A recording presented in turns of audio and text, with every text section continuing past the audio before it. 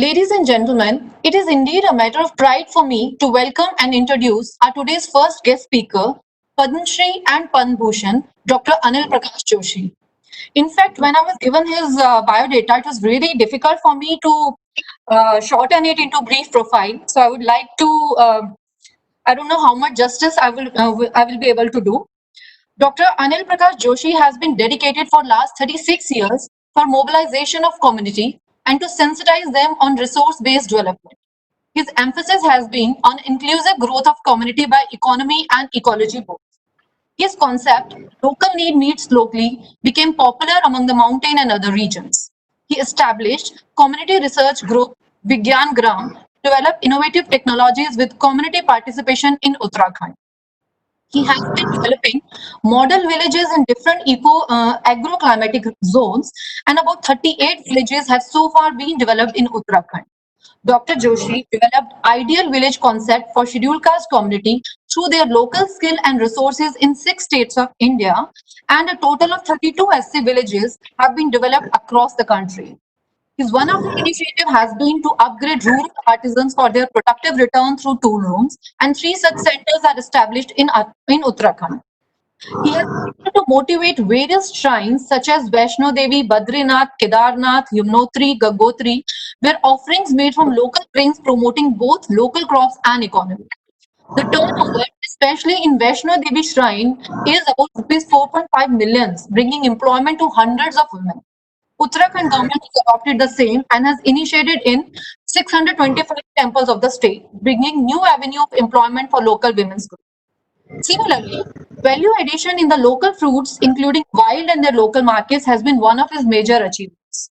Similarly, drying water springs and streams due to deforestation has been a major challenge in mountain areas. Dr. Joshi was able to recharge about 125 springs or rivers through simple technology by identifying recharge zone and their treatment. Funded by State Forest Department, as this initiative also helped in preventing forest fire because of high moisture content in soil. His contribution to disaster relief and rehabilitation is noteworthy. Uttarakhand has been victim of various disasters varying from earthquake to flash floods in last 2 decades. Dr. Joshi contributed both at policy level as well as in rehabilitation, and more than 180 villages have been benefited by his interventions. Himalayas, Dr. Joshi has initiated celebration of Himalayan Day on September 9 since 2010. And this day has also been accepted and declared by the state government of Uttarakhand as Himalayan Day. His effort to bring gross environmental product as ecological growth measures of the state has been accepted by High Court. And this is for the first time in the world when annual ecological growth will also be measured along with economic. Dr. Joshi is the recipient of many awards like Jawaharlal Nehru Award, Social Science Award, Man of the Year, awarded by Satpal Mittal Award, Dr. T.N. Kosu Memorial Award, Jamnalal Bajaj Award, one of the silvers of year 2007 achievers, Real Heroes Award by CNN IBN, National Award for Women's Development, Heroes of Hopes by Times of India, Vishwakarma Award, Biotechnology Social Development Award, Achievers Award, Award of Excellence in Public Services, and he is also a recipient of the coveted Padma Shri and Padma Bhushan Awards. Besides his positions in many organizations of repute, Dr. Joshi is the founder of Himalayan Environmental Studies and Conservation Organization, an NGO involved in the development of environmentally sustainable technologies for the agriculture sector. Now I invite Dr. Joshi to please enlighten us with his words. Dr. Joshi, please. Am I audible now? Yes, sir, Visible, audible, both? Yes, sir, we can see you also. Thank you. Thank you very much. At the outset, let me thank all of you to invite me for this important discussion. And I would definitely like to say that Atmanirbhar Bharat does not merely mean the economy and economy and economy. We really need to be Atmanirbhar by various other virtues also. Because, and when I say so, I would definitely like to be the proud of my nation by its language, what we have been eating as a food, and you will not deny the fact that this Corona call, we were at the top of the world by two important features. Number one, our food was discussed globally, and second, the immunity that we have. So does mean that Atmanirbharta, if we are very to talk of economic, I don't think we will be doing justice to our nation. That's a very important thing. Important issue is also the language, which I have been repeatedly saying that unless we respect our own language and everything that we borrow from policy to plan to technology, science, knowledge from a Western way of life and the culture, I don't think we can be seriously think of being an Atmanirbhar. So why I say that Hindi is one language, because I traveled whole country by cycle from Kanyakumari to north and from the east to west, and Hindi was the only communicating technique that we had, and we had a very good communication with the local community, because I know that the Bollywood film everybody watch across the country, and suddenly we realize when a conference comes, we speak in English. So that's where Atmanirbharta, we really must be serious about it. So what I'm told that we have South friends also sitting, so the English can be the best way I can well communicate with them. But I would definitely prefer to speak in Hindi also, which I feel when things will come from my heart, because I'm Indian that way, that standard. Sir हम लोग mix mode में बात करते हैं, all exports इसी type का mix mode में Hindi English मिला के बात करते हैं सर। तो मैं बोल सकता हूँ दोनों चीजों को? ये सर जो हिंदी जो साउथ पार्टिसिपेंट्स हैं वो हिंदी समझते हैं। अच्छा, that's what I was wondering. देखिए ऐसा है कि हम एक बड़े क्लेम की तरफ हैं कि we are one of the country कि जो डेमोग्राफिक डिविडेंड में बड़े आगे हैं हम दुनिया में। 29, जैसे कि अभी पूर्व वक्ता ने एक बहुत अच्छी बात हमें बताई, समझाई, लेकिन मैं उनकी उन बातों को स्वीकार नहीं कर सकता क्योंकि मैं घर और गांव से जुड़ा हूं। और उसमें सबसे पहली बात यह है कि अभी इंडिया राइज इसलिए कर रहा है कि एग्रीकल्चर फॉल कर रहा है, ये एक इंडिकेटर है। जो सेक्टर सबसे ज्यादा एम्प्लॉयमेंट देता हो, अगर वो फॉल हो रहा है तो उसका सीधा मतलब है कि हम जॉबलेस, उस डेमोग्राफिक डिविडेंड जिसकी बात कर रहे हैं उसको ज्यादा जॉबलेस, अनएम्प्लॉयमेंट क्रिएट कहीं ना कहीं उसमें जाके जाता है।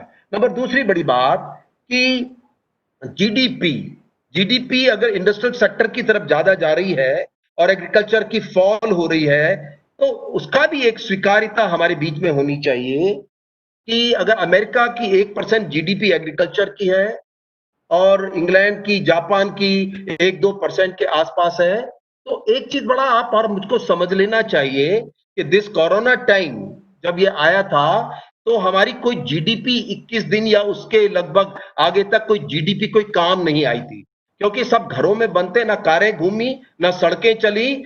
लेकिन हमारे क्या काम आया था? The food, we got all quality of food and also सब्जी सस्ती मिली, और वो तो बिचौलियों ने कुछ गड़बड़ होगा, लेकिन सारे देश में अगर खाना हमारे बीच में था, ये वो सेक्टर है जिसे हम कहीं इग्नोर करने की कोशिश कर रहे हैं। हमें नहीं भूलना चाहिए देश की प्राथमिकताओं में अगर ये जीडीपी जैसे भ्रमित जिस आंकड़े के प्रति हम चिंतित रहते हैं, जरा इससे भी ऊपर उठ लेना चाहिए कि जिस सेक्टर इस देश की सबसे बड़ी स्ट्रेंथ है, उस स्ट्रेंथ को आगे बढ़ाने के बड़े रास्तों को बारे में ज्यादा गंभीरता से सोचना चाहिए कि जीडीपी तो वो कहानी है, कोरोना काल में पाताल में चली गई थी। आरबीआई के गवर्नर ने क्या कहा कि हमारी जीडीपी इस स्तर पर पहुंच गई है जो बड़ी गंभीर है, लेकिन आप क्या, मेरा पेट भरा रहा, हवा भी मिली, पानी भी मिला, मिट्टी से उत्पाद भोजन भी मिला।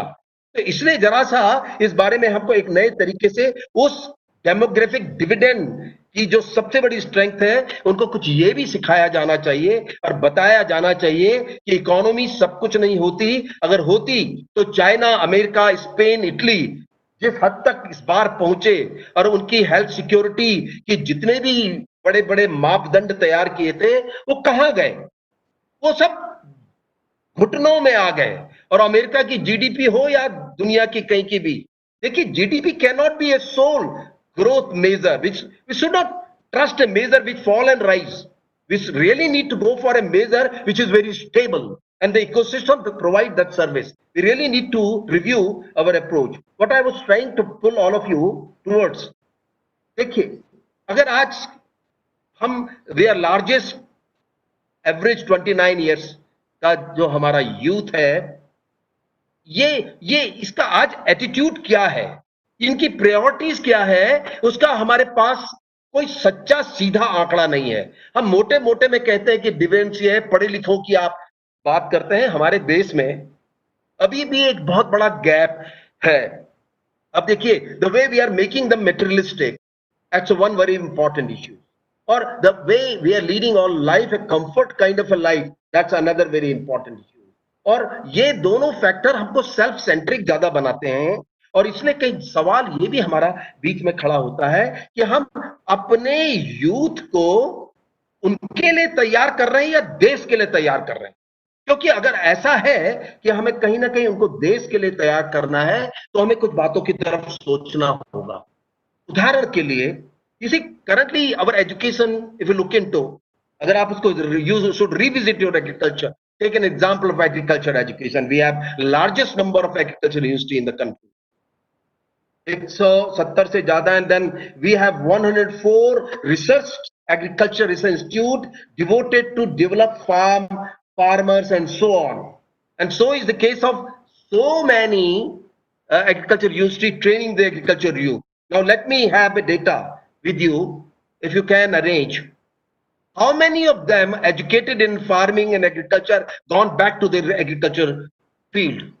But we decided this education to improve our farm productivity, the technique, the other different measures which unfortunately are limiting factor. Water is one, fertilizer is second, the quality of seed, that the fast we are losing our, the native seeds, they have been the issue while we were training our agriculture graduates. Look at how many of them gone back to the farming. That's where our education trained us to search a job.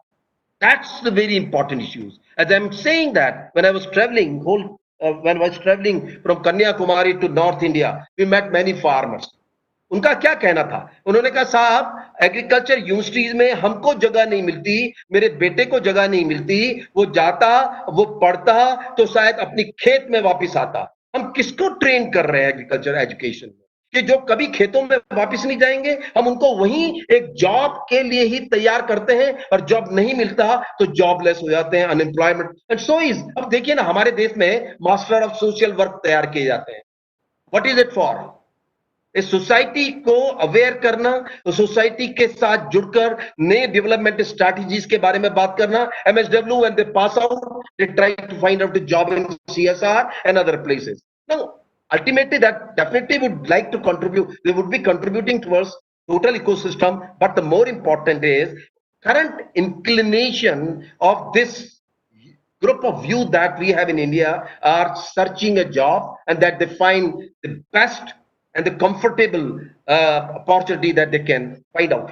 ये एक बड़ा issue है कि हमारे देश में ये एक बड़ी बहस की भी आवश्यकता है, क्योंकि आखिर प्रधानमंत्री के, मतलब अजीब सी बात है, why should our prime minister need to say that there has to be Atmanirbhar Bharat? Our whole, because he knew it, we have forgotten our culture, our issues, that they begin from our land. The roots are connected with that kind of a concept of Atmanirbharta, that he had to remind all of us that let us be the Atmanirbhar. Does not only mean that you are producing in a plane and you become an Atmanirbhar. Atmanirbharta means, and look at the country you are lead, we have 650,000 villages. 600,000 villages, and they produce also youth. What is their skill? And if whatever kind of skill we try to develop through various technique and the mechanism, they again begin to search a job. They do not work on local resource-based economy is the ultimate answer, which can train us for many things. What I would like to highlight here ultimately is that let us again visit in a different way. We really want to become an Atmanirbhar. पहली बात कि आप देखिए, हम एक largest population, one of the largest population है दुनिया में, और अगर हम इतनी बड़ी हैं तो हमें मत नहीं भूलना चाहिए हम उतने ही नंबर के कंज्यूमर भी हैं, और ये जब कंज्यूमर उतने नंबर के हैं तो ये एक अपॉर्चुनिटी भी प्रोवाइड करता है कि जिससे हम लोगों के लिए जॉब जो they can develop their entrepreneur enterprise related to that large number of the consumer. आपको मैं एक दूसरा सीन बता देता हूं which we experience first hand experience when we were traveling whole country. We found that we conducted a survey कि जो local बाजार है वहां क्या बिकता है. आपको आश्चर्य होगा कि लोकल बाजार में जो भी प्रोडक्ट बिक रहा था वो 80% लोकल रिसोर्स बेस्ड था, लेकिन वो ट्रांसपोर्ट होके शहरों में जाते हैं, इंडस्ट्रीज में जाते हैं, and then they come back in the villages. Most of the product that we make in the industry, largest and the biggest market for them is rural India. You make a chips come from the anything you can imagine, any food item you can think of. Food is one of the largest market in the country. And you see, if you go in the remote villages, Badrinath, Kedarnath, Vaishno Devi, even you will see the chips, people are eating chips. तो chip बनाने की technology कोई इतनी बड़ी तो थी नहीं, लेकिन क्योंकि हमारी स्ट्रैटेजी नहीं ऐसी रही कि हम लोकल लेवल पे ही उसको करते, और जिसको आपने स्किल दिया उसने कहा मुझको तो नौकरी चाहिए, मैं इससे नहीं इस रूप में जुड़ सकता. तो ये जो माइंडसेट हमने नौकरी का खड़ा कर दिया है, ये हमारा सबसे बड़ा चैलेंज है, जिसको कि हमें. और देखिए दूसरी तरफ हमारे पास इतनी ढेर सारी अपॉर्चुनिटीज हैं. We have millions of opportunity in this country, and the simple reason is that we are largest population, and above that we are the youngest one also, and also we are richest in resources in the world. And when I say so, we are the only country in the world which are rich in the agroclimatic zone. We have all climatic zone. The major zone we have in the south, ocean, sea, in the arid zone and the mountain, and they do support us different kind of resources that we grow with, we are born with. But see, in an education system, my children who get an education in a very remote village called Mana, where they do not know what kind of herbs they are born with. And you know, suddenly we come to know our Texas Bacata has been patented in America, and we are one of the consumer in that. And so is the case of not America. I'm not talking merely for Videshi. In Indian context also, you will see that we produce something, but we just simply transport it to the urbans where it is value added, and we ultimately become the consumer, because the largest consumer for any big industry, all kind, right, mobile to motorcycle, are the rural India. And if that opportunity really need to be taken care of, and if we have a large number of youth with us, so we have to connect them with that. And the climatic advantage, when I say that, how can we forget the fact? Because unfortunately we do not become serious to see the Indian context economy in the past. Everybody of us aware कि देखिए, नागपुर का संतरा सारे देश में जाना जाता था, बीकानेर की नमकीन सब जगह जानी जाती है, कोटा की साड़ी, जम्मू और हरसिल की राजमा, और इसी तरह जितने तरह के हमारे गांव की आइडेंटिटी रिसोर्सेज से अटैच थी, वो हमने धीरे धीरे खत्म कर दी, क्योंकि हमारी जो इंटरवेंशन स्ट्रैटेजीज हैं, they are all around something which is not very local. तो प्राइम मिनिस्टर ने जो लोकल और वोकल कहा है, अगर लोकल गायब हो जाएगा तो वोकल भी नहीं रहने वाला, ये बड़ा साफ है. तो मुझे लगता है कि अभी अगर आपको और मुझको कभी गंभीरता से सोचना है तो हमको इस लाइन पे सोचना चाहिए. We really need to visit and revisit the Indian way and its past, its history and economy. तो क्या था? Because prime minister repeatedly said that let us make India's product internationally known. What product do you think we will be able to market internationally? You see, the strength of India lies in its villages, its primary productivity, and so on, and identify something which we can only grow because we have a different agroclimatic zone. We are unique in productivity also for different resources, and that we really should know and then find out the local ways, local technique, and plus the value of the branded kind of a thing which the internationally they need to be qualified for. Unless we do that, and also I believe that really this country were serious about corona after they are very serious about on some of the issues and discussing many such things. One study need to be conducted. What is the rural market scenario currently and what are the products being sold there? If you really want to create job for jobless and really need to find out how best we can fill it, and that can only generate many uh, jobs that we are looking forward to. And I see simply local youth, local resources, and initially local market. That can only bring sustainability. I'm not talking the Stockholm sustainability definition. I say sustainability, and we all in the villages define sustainability: subsistence, surplus, and then share. That define completely a sustainability definition.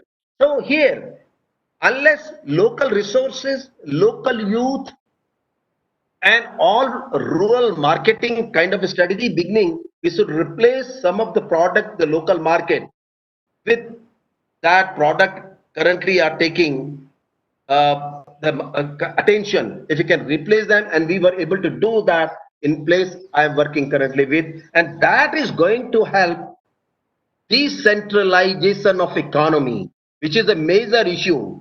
If in this country 63 top rich people control economy worth of the budget of this country, so the issue of disparity comes in. So therefore, if we really want to remove the disparity issues, let us make youth towards the villages, resource-based economy that will bring better income in the villages, and naturally the economy will also be decentralized. And I absolutely believe that GDP cannot only be a growth measure. We borrow everything. Europe brought in last century around 1940, 35, 40 a GDP measure of growth, and we blindly everybody ran after it. No country in the world is currently the one जो उसको follow नहीं करता. सबको GDP चाहिए. GDP से उठना, GDP से सोना, जीडीपी से खांसना, और जो कुछ है गिर गए उठ गए सब जीडीपी है. आप अच्छे हैं तो जीडीपी किसकी जीडीपी? आप एग्रीकल्चर विच अभी आपने कहा कि वो नीचे जा रही है क्योंकि देश राइज कर रहा है, वो अच्छा इंडिकेटर है. तो agriculture which was 40% earlier at the time of independence, it has come down to 15% and we claim that India is rising. Second, infrastructure. See, the infrastructure is the second indicator. Third is the job, which we are one of the top jobless country in the world. And fourth is the service, industries, which we claim can only bring a change. And again, for industry, I would repeat again, ये corona काल में कहाँ गई थी सबकी सब industries? सब पे ताले लग गए थे. I think we really need to take lessons from the corona, that it may happen again. If we are not doing a justice to the ecosystem and ecology, we are biased in our approach. Economy. Where is the ecosystem and ecology is very important. Therefore, I believe that there has to be a balance, because this is one learning that we can take from this corona call. What was most important? The health security was one of the issue, which everybody first time realized, whether it is an old and a youth or a children, that health is a very important issue, because we can just say careless. हमें मतलब नहीं था कि हमारी health कैसे चल रही है, चल रहा है, जिम में जा रहे हैं, ये कर रहे हैं. लेकिन कोरोना ने जब बड़े बड़े देशों को जमीन सुंघा दी, तो सब लोगों को एक बात समझ में आ गई कि जान बहुत इंपॉर्टेंट है, और साथ में जहान बाद में होगा, पहले जान बचाइए. इसलिए जरूरी है कि हम अपनी स्ट्रैटेजी में एक ऐसे बैलेंस की बात करें, क्योंकि ultimately you will all agree with me, any vibrant economy or anything which you all are be talking about comes from the primary productivity. और अगर हम प्राइमरी प्रोडक्टिविटी को घटा के ये सोचे कि हम कहीं आगे जाएंगे, तो साहब हमारी सबसे बड़ी जीवन की गलती होगी, और ये गलतियां हमने की हैं, क्योंकि कोरोना इज समथिंग कि कोई कहीं बाहर से नहीं आया है। कोरोना हमारा ही हिस्सा है, और ये हमारा हिस्सा ये है कि आपको पता होगा, when we had a very poor forest management in the country, land became forestless, what came in the land was lantana, one invading species taking place, parthenium, all came in all places where there was a land free of the tree or forestless. So is exactly, we must also take corona exactly on the line. It is an invading species taking the human life, because the management, the imbalances had become so large. Ultimately, it is a nature, you'll have to agree. The corona has not come from any other planets of any universe. It is something we are ultimately responsible. It is maybe that we thought that it is kind of a biological war tool. No, it's not so. It is somewhere the mismanagement of the human who caused this corona came. I would like to cite some of the example here which we have been involved with. What I'm talking is that we also had the problem. हमारे यहाँ भी जो बड़े youth थे, वे नौकरी ढूंढने के लिए शहरों में चले गए थे। तो लेकिन अभी क्या हुआ कि तीन चार चीजें बड़ी डेवलप हुई, इवन बिफोर कोरोना काल। It became a Kundan fellow, the one who was a graduate, found a job at Ghaziabad. He was merely paid 7,000 rupees, but he realized that there is no dignity within it. He came back to his village, which is close to a very popular place on the mountain called Almora. He began his own farming. Now, his innovation was that the problem of the village was there was wild animal invasion in the agriculture crop. So what he did some of the innovation, and suddenly found that he was very successful, and he stayed back, and today he's absolutely dependent on farming, and what he has been producing in the off season is selling and fetching a very attractive prices. So is the case of there are two women, Nidhi and Deepa, who value added whatever is available in the villages and marketed it in the tourist route. And both of them were very happy after doing it. They were both graduate. So is the case of Rajesh, who did a poultry, and then we had other bakery, which we have been producing a lot of millets and the various millets. The local Mr. Gokul made the bakery product out of the local millets, and getting right from the cake, biscuit, Nutri biscuits is making, and he has replaced the local market with his own products. So this way, all of them are sustainability by their product and consumption point of view. But at the same time, some of the very qualified people, I have to quote an example of Mr. Pankaj here, who's qualified as an engineer. He came back, he was hunting a job, searching a job, he could not get it, but a job that he got was बहुत अच्छा पे नहीं कर रहे थे, तो उसने सोचा कि मैं अब अपने गांव के प्रोड्यूस को रूरल अर्बन कनेक्टिविटी के अंतर्गत कंज्यूमर और प्रोड्यूसर के बीच में गैप कम करके और इसका बाजार बनाऊंगा. They became very successful. Mr. Robin, who has an international exposure, वो वापस आते हैं और एक ऑर्गेनाइजेशन खड़ा करते हैं, उसका नाम है वैली कल्चर, और उस वैली कल्चर में वो एक हिमालयन बास्केट बनाते हैं गांव से कनेक्टेड रहते हैं, यूथ से कनेक्टेड रहते हैं और उनके प्रोडक्ट को वैल्यू ऐड करके और उसकी ब्रांडिंग प्रॉपर करके अट्रैक्टिव बना के और एक खास क्लास को जो बड़ी कॉशियस है, फूड कॉशियस है, न्यूट्री कॉशियस है, उसको लेकर के वो उसको टारगेट करते हुए एक बड़ा बाजार खड़ा करते हैं।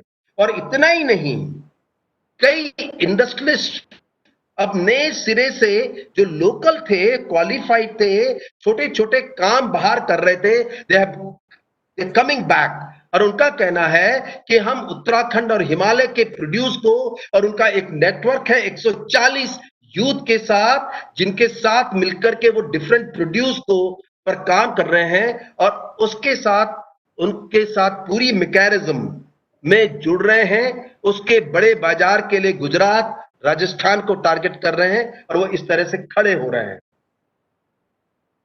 ये सब बातें क्यों जरूरी है?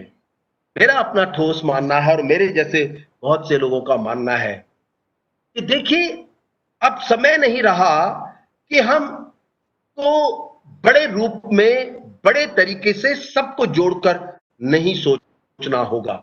और देश का भला जीडीपी से नहीं होने वाला, देश के भले के लिए शायद जिनको हम आज एक्नॉलेज नहीं करते, unfortunately in our so called GDP, if we try to find out who acknowledge more, we say industrialist, we say something other than that, but those rural people, rural community जिनका सबसे बड़ा contribution है, उसको कभी भी acknowledge नहीं करते कि इनकी कृपा से खाना मिलता है, हवा, मिट्टी, जंगल, पानी इनकी कृपा से मिलती है। और इसीलिए ये जीडीपी या हमारी मेन स्ट्रीम जो कलेक्टिव पार्टिसिपेटरी मैकेनिज्म डेवलपमेंट की नेशन की होनी चाहिए, उसमें ये लापता और गायब रहते हैं। और जब जब ये ऐसा हुआ, जब जब हमने फोकस बदले, तो गांव से और ज्यादा लोगों ने माइग्रेट करना शुरू किया। Let us respect that. Let's realize that we born in a country where the dignity is a very important issue. हमारे सारे वेद, पुराण, शास्त्र एक सम्मान की बात ज्यादा करते हैं और सम्मान के लिए सबसे बड़ा बात समझ पैदा करनी है, सोच पैदा करनी है। क्या करेंगे हम इतने ज्यादा जो दुनिया भर में हम क्लेम कर रहे हैं we are youngest country in the world, jobless, mindless, बीमार, अस्वस्थ, भटके हुए लोग, क्या इसी बड़ी संख्या के ऊपर हम गर्व कर सकते हैं?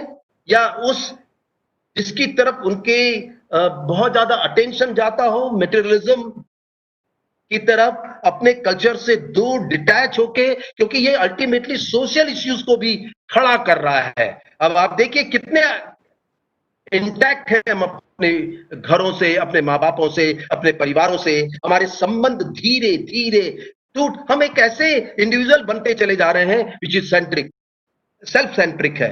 नहीं, मुझे लगता है कि अगर देश को बनाना है तो देश में संस्कारों की बड़ी जरूरत है।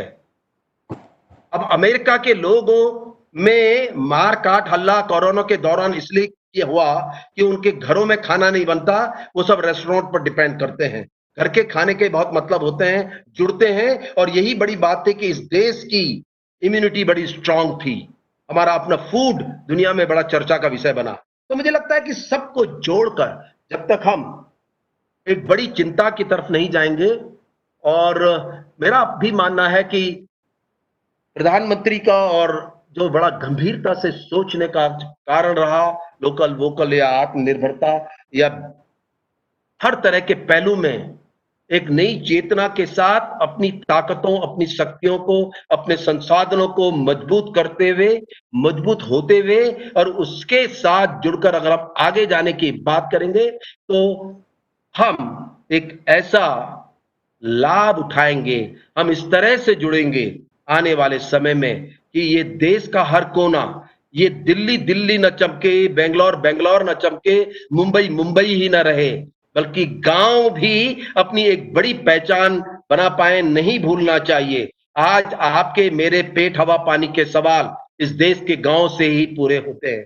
तो अगर आपको इस डेमोग्राफिक डिविडेंड का एक लाभ उठाना है, क्योंकि कोई शहरों में नहीं रहता था, सब गांव से ही शहरों में गए हैं, तो ये नए वापसी के तरीके जब हम गांव से ही उनकी आर्थिकी जोड़ेंगे, गांव भी बढ़ेंगे, एक जो पॉपुलेशन का current thickly populated urban host villages coming up large in number, हम उस इश्यू को भी I think we will be able to address the same. और मैं इसी के साथ आप सबका धन्यवाद देना चाहता हूं कि आपने मुझे बुलाया, और मैं अभी भी फिर भी कहना चाहूंगा कि एक और ग्रोथ मेजर के बारे में आप सब लोग सामूहिक रूप से चिंता करें, and that is what we are currently working in this state, and we are raising an issue countrywide. There has to be one ecological growth measure, gross environment product.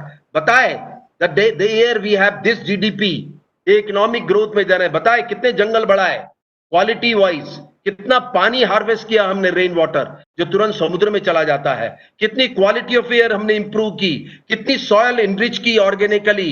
ये तो आपको पता चल गया होगा कि सारी मिट्टी इस देश में जहरीली इसलिए हो गई कि we are third largest chemical consuming country in the world food में। तो शायद एक और ग्रोथ मेजर चाहिए, ग्रॉस एनवायरनमेंट प्रोडक्ट पैरेलल, क्योंकि जीडीपी देखिए जहान है, जहान उसी से बनेगा जीडीपी से, लेकिन जहान जीडीपी से बनेगी, ग्रॉस एनवायरनमेंट प्रोडक्ट। कुछ हो ना हो, हवा चाहिए, पानी चाहिए पीने को, खाने को चाहिए, they all come from the GDP. तो जान और जहान दोनों की चिंता करने का समय है, तभी हम शायद जस्टिस कर पाए। जो नारा प्रधानमंत्री ने लगाया और उसके प्रति हम ईमानदार भी हो सकें, हम इन सब बातों को अगर मिला के सोचेंगे, क्योंकि अभी तक हम एक तरफा ज्यादा रहते हैं, एक नारा लगता है दौड़ते हैं उसके पीछे, कलेक्टिवली नहीं सोचते। एक चीज सबसे जुड़ी है और सबको देख के उस चीज के साथ जुड़ेंगे तो शायद हम एक बड़ा प्रभावी असर बना पाएंगे। मैं आप सबको प्रणाम करता हूं और धन्यवाद करता हूं कि आपने मुझे ये निमंत्रण दिया। आपका बहुत बहुत धन्यवाद सर। मुझे पूरा यकीन है कि आज आपके इन प्रेरणादायक शब्दों ने हमारे प्रतिभागियों को एक नई दिशा दिखाई है। You very rightly emphasize that there should be an inclusive growth of economy and ecology both. In fact, कल मैं आपकी YouTube पे एक वीडियो सीरीज देख रही थी, अर्थ, जो कि हमारी मिनी सीरीज है, विच इज बोथ, मतलब जहां आपने बिल्कुल राइटली एम्फसाइज किया गया है कि हाँ, भारत को आत्मनिर्भर बनाने के लिए इकोलॉजी और इकोनॉमी का एक प्रॉपर ब्लेंड होना चाहिए। तो मैं I would request our participants, in case they have any questions from our expert today, because sir has to leave in some time, he is some visitor. So in case the participants, you have any questions, you can please ask, or other fellow my colleagues also, in case you have.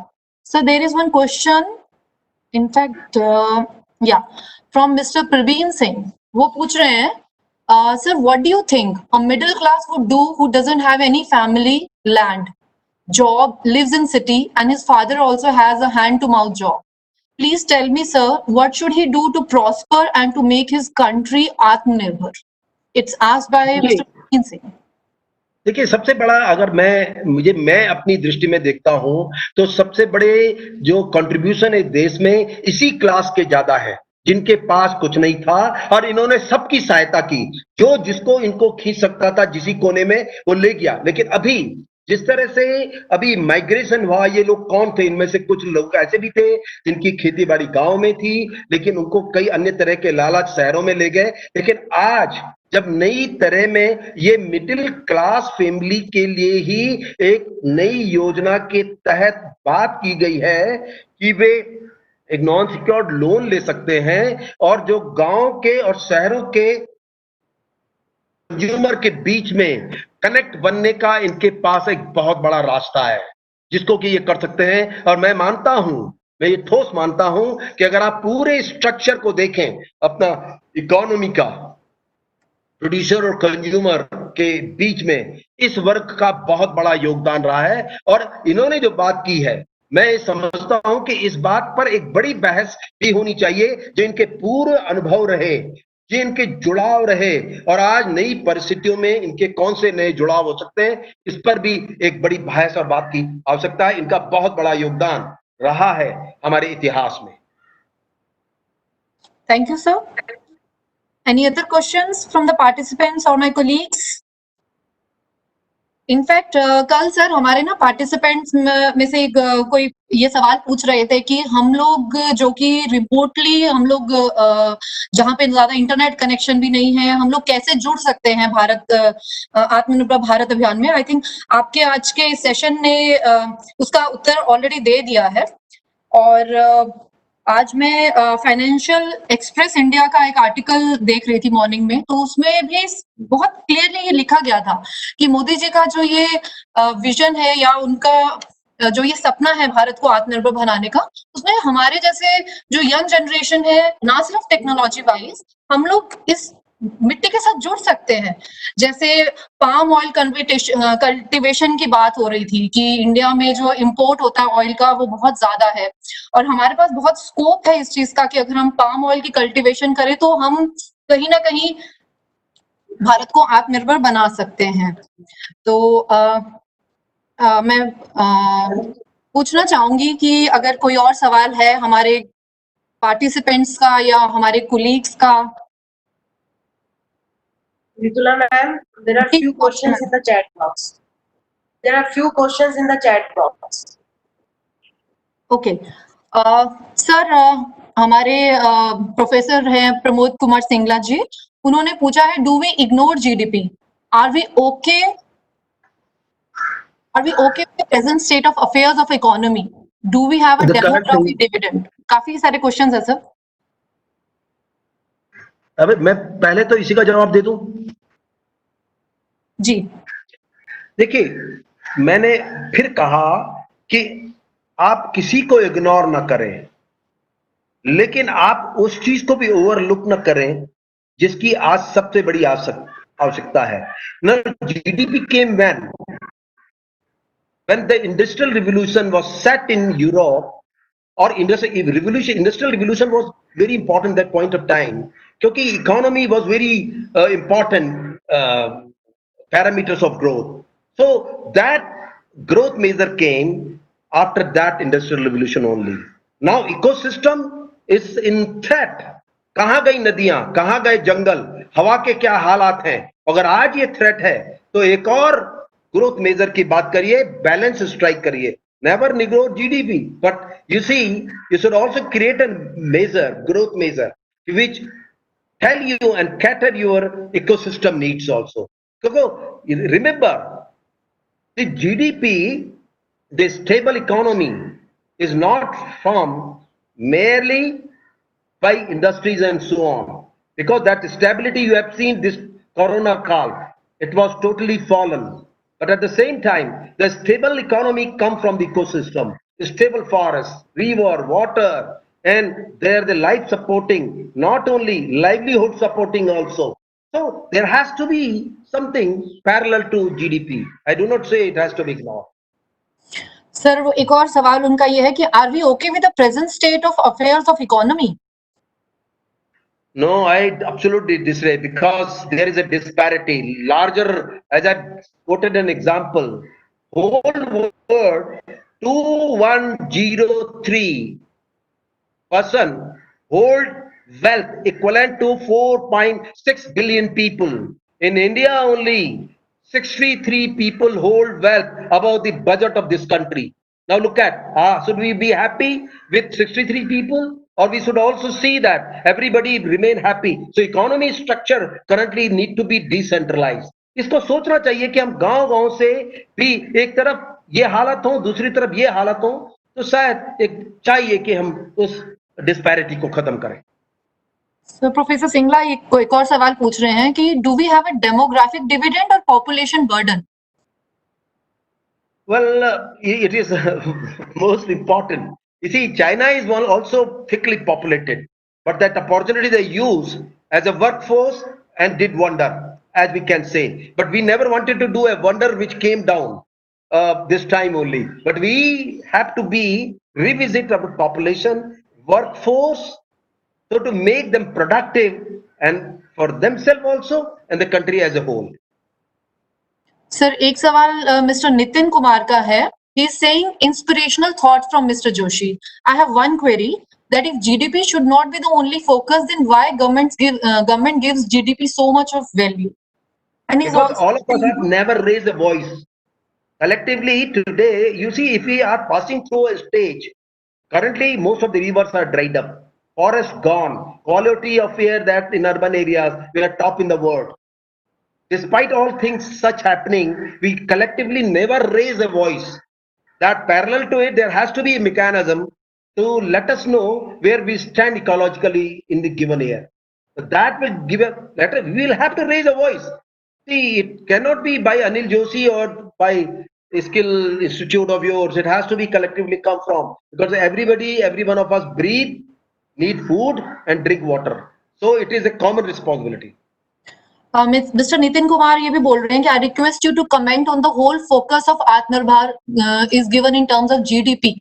I think Mr. Nitin sir ने अपनी जो आज का lecture है उसमें बहुत elaborately इस बात के ऊपर स्ट्रेस किया है कि होल फोकस आत्मनिर्भर भारत का जो है it should be a balance between ecology and economy. And sir, Mr. Harvinder Singh, he is asking how we can say that there is balance between GDP and ecosystem. Please elaborate. The very simple is that if you just visit and see the growth of the forest in the country, as per Act of 1980, Forest Act, it was said that 33% land must be under the forest. What is it currently? 21, which the country claim. But the quality of forest currently, जितने भी हमने इधर उधर के पेड़ लगाए हुए हैं, you cannot count them as a tree. एक ट्री की डेफिनेशन होती है जिसका सॉयल क्लाइमेट से रिलेशन होता है. तो अभी फॉर एग्जांपल कि पूरे उत्तराखंड और हिमाचल प्रदेश में सबसे ज्यादा फॉरेस्ट कवर चीड़ पाइन का है, जो does not contribute to ecosystem. तो फॉरेस्ट की हालत ये है. नदियों के हालात, 1000 नदियां मरने को तैयार हैं क्योंकि रेन फेड रिवर्स और ग्लेशियर फेड रिवर दोनों ही गंभीर हालत में पहुंच चुके हैं. तो इतने हालातों के होने के बावजूद हम कैसे कह सकते हैं कि हम सुरक्षित हैं? मैं बार बार कह रहा हूं इकोनॉमिक सिक्योरिटी के अलावा इकोलॉजिकल सिक्योरिटी भी जरूरी है. क्योंकि उस इकोनॉमिक सिक्योरिटी का क्या करना कि जब कोरोना आए और सब बंद हो गए, क्या करेंगे? वो BMW गाड़ी चला के कहां चलाएंगे? Ecological security is very important. That comes from the nature, attention to the nature. So Mr. Pramod Kumar Singla is asking, do you think China is doing good? Is it real good role model? ना, अगर China को follow करोगे तो corona फिर आएगा दोबारा. तो मेरा कहना यह है कि देखिए, एक सिद्धांत है कि विलासिता और आवश्यकता का अंतर समझें. आवश्यकता और विलासिता का अंतर मैं आपको सरलता से समझा देता हूं. हमें आवश्यकता है कि हमारे पास चलने के लिए हम नंगे पैर न चले, हमारे पास एक जोड़ी जूता होना चाहिए. और चलिए, अगर वो अचानक हो गया तो एक और जोड़ी होना चाहिए, 2 जोड़ी जूते होने चाहिए. पर अगर आपके पास 8 जोड़ी जूते हैं तो वो विलासिता है. और अगर आपके पास 25,000 रुपए का 50,000 का जूता है तो फिर वो पैरों में कहां पहनना हो, तो सरों में पहनेंगे, तो वो विलासिता है. तो ये समझना चाहिए चाइना की जो भी थ्राइविंग इकोनॉमी थी, क्योंकि आपको मैं सिद्धांत बताता हूं, बहुत ज्यादा एग्रेसिव इकोनॉमी आपको विवेकहीन कर देती है, आपकी नैतिकता पर सवाल पैदा कर देती है.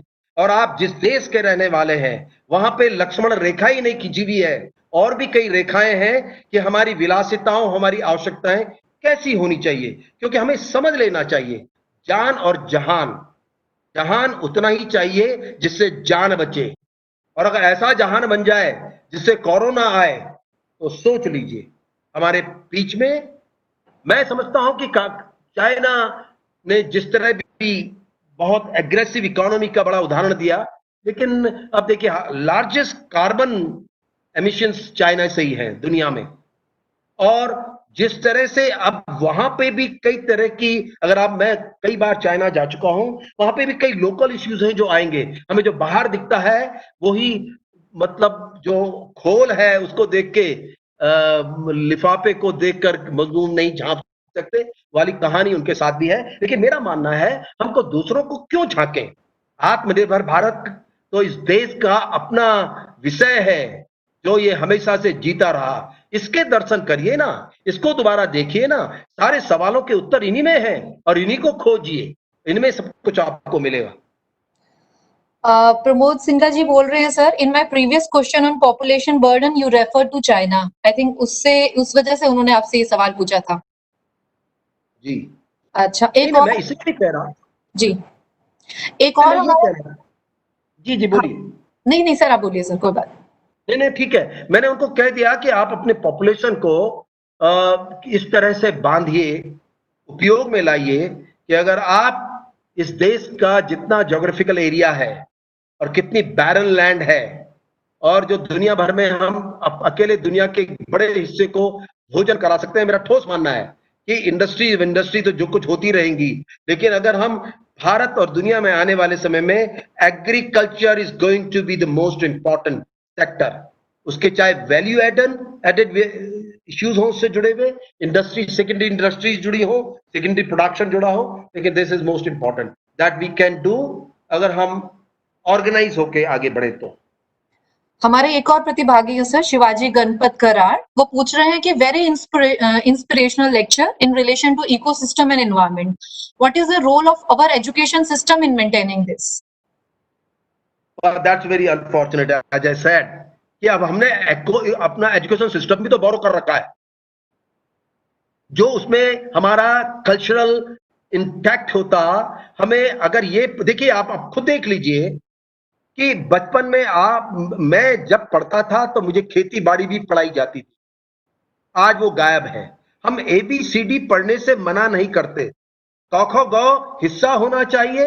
मैं जिस जगह पैदा हुआ उस जगह के रिसोर्स एजुकेशन की भागीदारी होनी चाहिए। उस रिसोर्स एजुकेशन में मैं किन जड़ी बूटियों में, किन तरह के संसाधनों में पैदा हुआ, उसके वैल्यू एडेड प्रोडक्ट्स कौन से मुझे एक बड़े बाजार की तरफ ले जा सकते हैं, ये हमारे एजुकेशन में जो रूटीन टीचिंग है, वो रूटीन टीचिंग, और तब हम उसके बाद वोकेशनल ट्रेनिंग चलाते हैं, ये चलाते हैं। अब आप देखिए ना, IITs में क्या पढ़ाया जाता है, क्या बना रहे हैं हम। अभी जो पहले स्पीकर थे उन्होंने क्या कहा कि IIT सारे के सारे विदेश चले जा रहे हैं, तो अब ऐसे एजुकेशन का क्या सिस्टम, हम ऐसे सिस्टम को कैसे प्रणाम करें जो अपने ही देश का ना हुआ।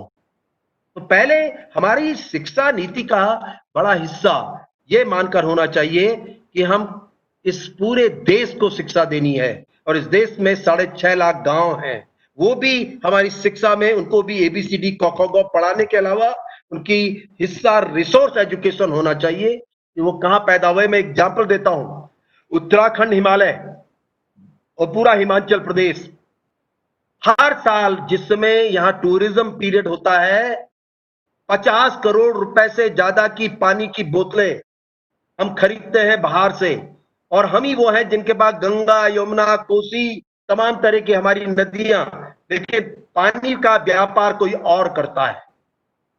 ये इसलिए कि हमारी शिक्षा का अभाव है। हमारी शिक्षा पहला काम मुझको पढ़ा के मुझसे मेरा गांव छुड़वा देती है, गांव छोड़ देते हैं हम जैसे ही पढ़ते हैं। ऐसी शिक्षा क्या कर रहे हैं जो जोड़े ना। हमें आज जोड़ने वाली शिक्षा चाहिए, तोड़ने वाली नहीं। सर, हमारा अगला सवाल मिस अर्चना मेहरा जी से है, जो कि एक टेक्निकल कॉलेज की प्रिंसिपल हैं। वो बोल रही हैं that I'm seeing that youth from the college is getting attracted towards government jobs instead of utilizing their technical knowledge to improve agriculture. This is the cause of less growth in agriculture. देखिए, सीधी बात है कि मैंने बार बार कह रहा हूं, मैंने पहले ही कहा, हमने किस तरह के लोग तैयार किए हैं। हमने मेटेरियलिस्टिक बनाए, कंज्यूमरिज्म को बढ़ाया, हमने एक कल्चरल वैल्यूज को नहीं दिया, हमने इनको ये ट्रेन किया, पढ़ो लिखो बाहर जाओ, मोटरसाइकिल लो, मोबाइल लो। ये सब हमने जो नींव रखी, ये नींव का ही परिणाम है कि जिसके परिणाम आज हमें झेलेंगे। लेकिन कम से कम अब जब चीजें समझ में आ रही हो और इकोनॉमी को ही सबसे बड़ा टूल मान लिया गया हो, तो उस इकोनॉमी को गांव में कैसे वाइब्रेंट और एक्साइट की जा सकती इकोनॉमी, वही सबसे बड़ी चुनौती है। अगर वो सोचेंगे तो यूथ, जैसे कि मैंने उदाहरण दिए, शहर छोड़ के गांव में आ गए यूथ, और अब वो जो मॉडल है सक्सेसफुल, उनको लेके प्रमोट करेंगे, मोटिवेट करेंगे, तो शायद कुछ वापसी संभव है। धन्यवाद, आपको बहुत बहुत धन्यवाद सर। अब हमें पता है आपका समय बहुत कीमती है, तो मैं आपका एक बार फिर से बहुत सर हृदय धन्यवाद देना चाहती हूँ कि and I hope that your today's session has been able to mobilize and sensitize our participants that it is not only economy, it is ecology, which is equally good, which is equally important for the inclusive growth of our country. And I hope that in future also we'll hear from you. Sir. Thank you so much. बहुत धन्यवाद आपका।